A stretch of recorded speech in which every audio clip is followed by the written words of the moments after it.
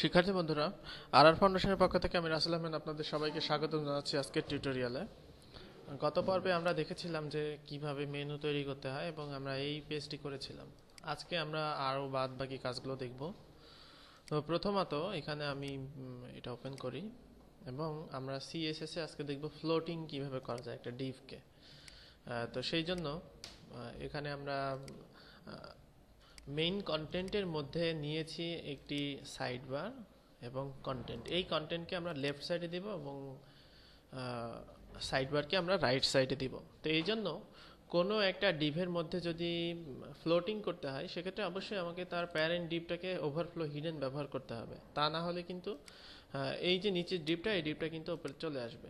তো সেই জন্য আমাদের যেটা করতে হবে, মেইন কন্টেন্ট যে সেকশন এখানে এটাতে আমরা ওভারফ্লো হিডেন এটা করব। আর কন্টেন্ট এখানে আমাদের একটা বিবেচ্য বিষয় যে র্যাপারের আমাদের মোট উইড হচ্ছে 960 পিক্সেল।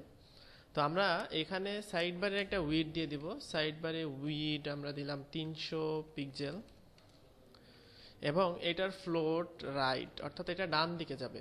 এবং আমরা কন্টেন্টের উইড এখানে দিব উইড এখানে 960-এর মধ্যে যদি আমরা 300 বাদ দেই সেক্ষেত্রে আমাদের 660 হয়। তো আমরা মাঝখানে যদি 50 পিক্সেল জায়গা ফাঁকা রাখতে চাই সেক্ষেত্রে আমরা এখানে 610 পিক্সেল উইড আর এটার ফ্লোট লেফট।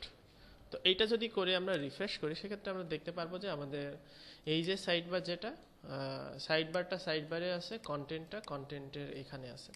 এখানে একটা জিনিস লক্ষণীয়, সেটা হচ্ছে আপনাকে অবশ্যই প্যারেন্ট যে ডিপটা সেই ডিপটাতে ওভারফ্লো হিডেন ব্যবহার করতে হবে এবং কন্টেন্ট যে সেকশন, কন্টেন্ট সেকশনকে ফ্লোট লেফট করতে হবে এবং তার একটা উইড দিয়ে দিতে হবে।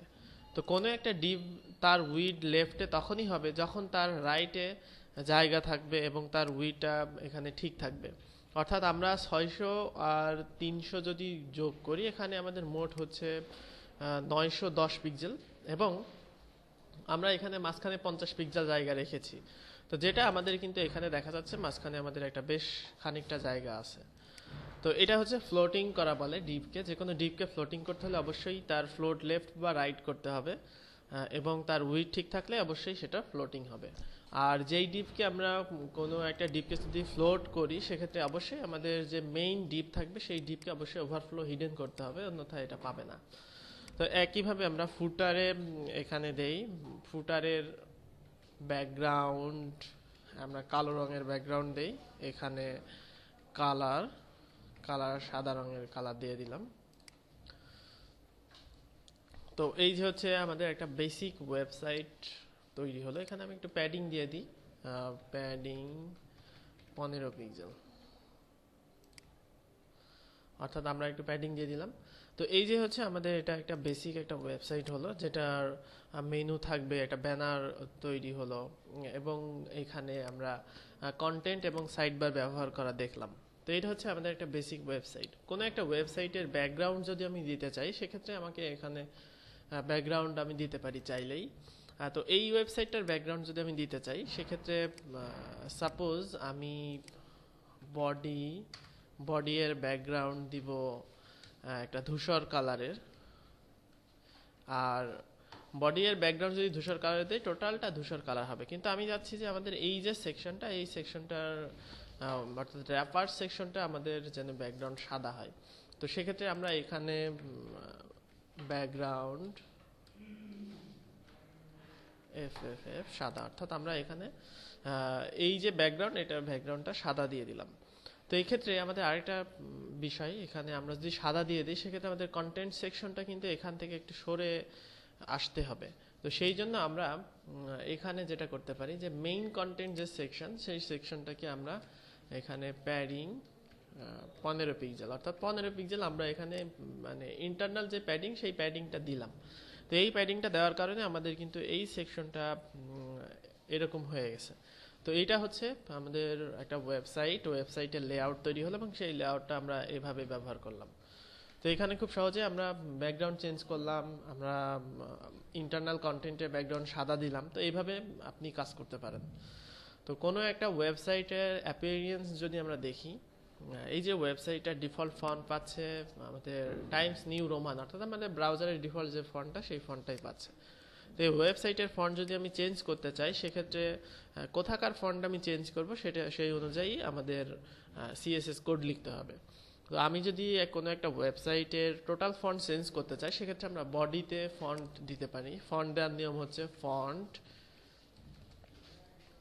ফ্যামিলি, এখানে আমি ফন্ট ফ্যামিলি দিব এরিয়াল, অর্থাৎ এরিয়াল ফন্ট দিলে আমাদের এরিয়াল ফন্ট হবে। এখানে আমি এখন যে ফন্টটা ব্যবহার করছি সেটা হচ্ছে এরিয়াল ফন্ট। এভাবে আপনি আপনার কম্পিউটারে ইনস্টল যে কোনো ফন্টই দিতে পারেন, তবে এমন একটা ফন্ট দেওয়া উচিত যেই ফন্টটা প্রত্যেকটা ডিভাইসে থাকবে, তা নাহলে কিন্তু সেই ফন্টটা পাবে না। তো সেই জন্য আমাদের সেই ফন্টটাই দেওয়া উচিত। স্ট্যান্ডার্ড ফন্ট লিখে গুগলে সার্চ করলে আপনি অনেক আইডিয়া পাবেন। ফন্ট সাইজ যদি আমি দেই default size 14 pixel. Font size 14 পিক্সেলের অর্থ হচ্ছে এই যে ফন্টটা, এই ফন্টটার সাইজ হবে 14 পিক্সেল। তো এখন এই লাইনের মধ্যে আমাদের ফাঁকা ফাঁকা দরকার, ফাঁকা প্রয়োজন। তো সেক্ষেত্রে আমরা এখানে দিতে পারি লাইন হাইট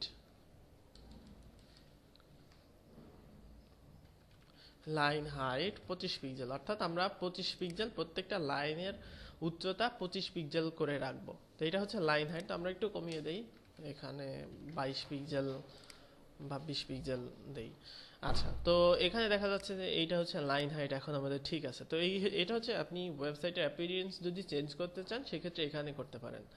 তো কোনো একটা ওয়েবসাইটে আপনি যদি অন্য কোনো ফন্ট দিতে চান সেক্ষেত্রে আপনাকে যেতে হবে, আমরা অন্যভাবে গুগল ফন্ট ব্যবহার করা, গুগল ফন্ট থেকে আমরা দেখে নিতে পারি।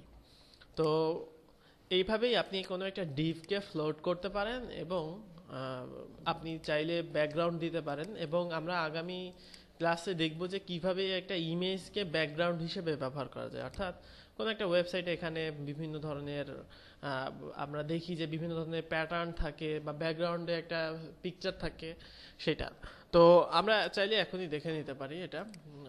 এখান থেকে আমরা ইমেজেসে সেই পিকচারটাকে অবশ্যই এনে নিতে হবে। তো আমরা উইন্ডোজের যে ডিফল্ট একটা পিকচার থাকে সেটা আমরা নিয়ে নেই। তো আমরা এখান থেকে উইন্ডোজের ডিফল্ট যে কোনো একটা পিকচারকে ব্যাকগ্রাউন্ড হিসেবে দিব। তো সেই জন্য আমরা এখানে এইটাকে কপি করে নিলাম এবং এখানে আমাদের ইমেজেসের মধ্যে আমরা পেস্ট করে দিলাম। তো এখন এই যে ইমেজ, এইটার নামটা আমি নিয়ে নিলাম image3 jpg। এইটা আমরা এখন ব্যাকগ্রাউন্ডে সেট করব। তো ব্যাকগ্রাউন্ডে সেট করার জন্য আমাদের যেই কোডটা দিতে হবে ব্যাকগ্রাউন্ড, এখানে দিতে হবে ইউআরএল, অর্থাৎ আমরা একটা ইউআরএল হিসেবে ব্যবহার করব ইমেজকে। তো এই যে এই ইমেজটা আছে আমাদের ইমেজেস ফোল্ডারে এবং তার মধ্যে আছে এই নামে। তো এইটা যদি আমি দেই সেক্ষেত্রে আমাদের ব্যাকগ্রাউন্ডটা এখানে চলে আসবে এখানে। তো এখন এই ব্যাকগ্রাউন্ডে আরও কিছু সেটিংস আছে, যেমন আমি যে এখন স্ক্রল করছি আমাদের ব্যাকগ্রাউন্ডটা কিন্তু মুভ হচ্ছে। তো আমরা যদি চাই যে এই ব্যাকগ্রাউন্ডটা মুভ না হোক সেই জন্য আমরা এখানে করতে পারি, প্রথমে দিতে হবে নো রিপিট। নো রিপিটের কথা হচ্ছে, অর্থ হচ্ছে আমরা এই ব্যাকগ্রাউন্ডটা যদি ছোট করি সেক্ষেত্রে দেখবো যে এই ব্যাকগ্রাউন্ডটা এখানে একটা এসছে, এখানে একটা এসছে, এখানে একটা এসছে। এই যে রিপিট হচ্ছে এটাকে বলা হচ্ছে নো রিপিট। আর এখানে আমি যদি কোনো একটা ব্যাকগ্রাউন্ডকে রিপিট করতে চাই আমাকে রিপিট দিতে হবে। তো এখানে আমি রিফ্রেশ করি, এখন আমরা নো রিপিট দিয়েছি। নো রিপিট দেওয়ার কারণে এটা কিন্তু একটাই এসেছে ব্যাকগ্রাউন্ডটা, কিন্তু আমরা যদি রিপিট করতে চাই সেক্ষেত্রে এখানে রিপিট দিতে হবে। অর্থাৎ এখানে যদি আমি রিপিট দিই এই ব্যাকগ্রাউন্ডটা টোটাল ব্যাকগ্রাউন্ডটা রিপিট হবে। আর যদি আমরা এক্স অক্ষ বরাবর রিপিট করতে চাই সেক্ষেত্রে রিপিট এক্স দিব, তাহলে এটা শুধুমাত্র এক্স অক্ষ বরাবর রিপিট হবে। আবার একইভাবে আপনি যদি ওয়াই অক্ষ বরাবর রিপিট করতে চান সেক্ষেত্রে আমাদের ব্যাকগ্রাউন্ডটা ওয়াই অক্ষ বরাবর রিপিট হবে। তো এছাড়াও আমরা রিপিট ব্যবহার করলাম এইখানে। তারপরে এখানে আমি যদি দেই ফিক্সড যদি দেই সেক্ষেত্রে কি হবে, আমরা ওয়েবসাইটটাতে যাই, এখানে এখন আমরা ব্যাকগ্রাউন্ডটা কিন্তু মুভ হচ্ছে না, অর্থাৎ আমরা স্ক্রল করলে ব্যাকগ্রাউন্ডটা ফিক্সড থাকছে, এটা হচ্ছে ফিক্সড।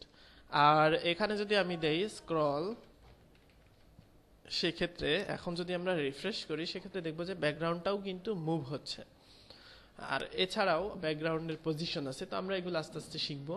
এই ব্যাকগ্রাউন্ড প্রপার্টিটা হচ্ছে অনেকগুলো প্রপার্টির সমন্বয়ে গঠিত, অর্থাৎ ব্যাকগ্রাউন্ড ইমেজ যদি আমরা দিতে চাই সেক্ষেত্রে ব্যাকগ্রাউন্ড ইমেজ আমরা ব্যবহার করতে পারবো, সেক্ষেত্রে আমাদের একটাই হবে।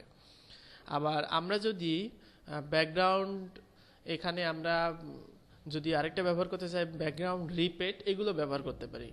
তো আপনি W3 স্কুলস থেকে ব্যাকগ্রাউন্ড CSS ব্যাকগ্রাউন্ড লিখে সার্চ করলে আপনি এই টোটাল এটা পেয়ে যাবেন। তো এভাবেই একটা ইমেজকে ব্যাকগ্রাউন্ড হিসেবে দিতে হয়। আমরা নেক্সট ক্লাসে দেখবো যে কিভাবে যে কোনো একটা প্যাটার্নকে ব্যাকগ্রাউন্ড হিসেবে দিতে হয়। পদ্ধতিটা একই, শুধুমাত্র প্যাটার্নটা দেখতে সুন্দর লাগে। তো ধন্যবাদ, আজকে এ পর্যন্তই।